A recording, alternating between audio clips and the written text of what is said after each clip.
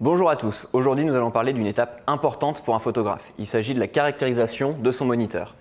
Au-delà du matériel que je vais utiliser et des logiciels utilisés aujourd'hui, il est important de retenir plutôt la méthode et les réglages qu'on va appliquer à ce matériel. Même s'il est possible de caractériser les écrans d'ordinateurs portables comme ce MacBook Pro ici, il est préférable d'investir dans un écran de meilleure qualité.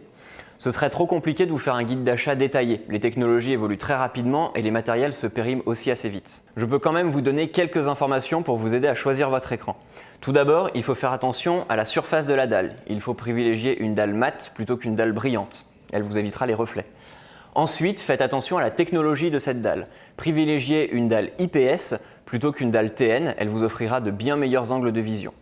Pour finir, le gamut de l'écran. Il est exprimé avec un pourcentage et on parle de pourcentage d'un espace de couleur, par exemple 88% de l'Adobe RVB. Avant de commencer la calibration, il faut vérifier quelques points assez importants. Tout d'abord, que tous vos périphériques sont bien branchés évidemment, mais aussi que tous les drivers de votre carte graphique éventuellement ou de vos écrans sont installés. Ça vous permettra d'avoir une meilleure régularité dans votre calibration. Pour une utilisation de tirage et plus particulièrement de tirage d'art, il est préférable d'utiliser un illuminant assez chaud, proche des 5000 Kelvin ou des 50.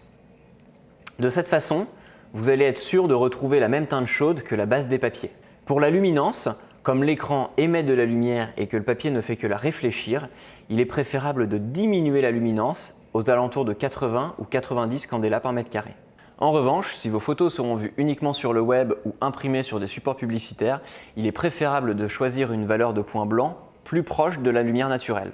On peut choisir par exemple des 65, qui est affiché ici comme valeur recommandée. De même, pour la valeur de luminance, on peut se rapprocher des 100 à 110 candela par mètre carré. Attention à ne pas dépasser les 120 candela par mètre carré. À la fin de ces étapes, vous allez rentrer dans le processus propre à chaque constructeur.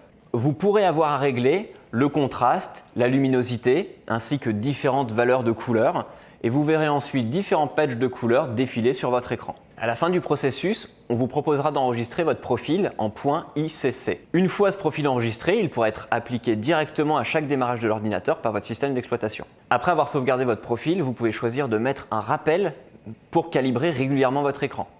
C'est une solution que je vous conseille si vous avez acheté une sonde. Dans le cas d'une location, ce ne sera pas nécessaire de l'activer. Quelques petits conseils avant de commencer votre calibration. Tout d'abord, votre environnement est très important. Ici, nous sommes dans les pires conditions pour calibrer un écran. Il faut faire attention à ne pas avoir de lumière qui viendrait raser l'affichage, au risque qu'elle passe sous la sonde et perturbe les mesures. Également, faites très attention à ce que votre écran soit chaud afin qu'il affiche d'emblée les bonnes couleurs.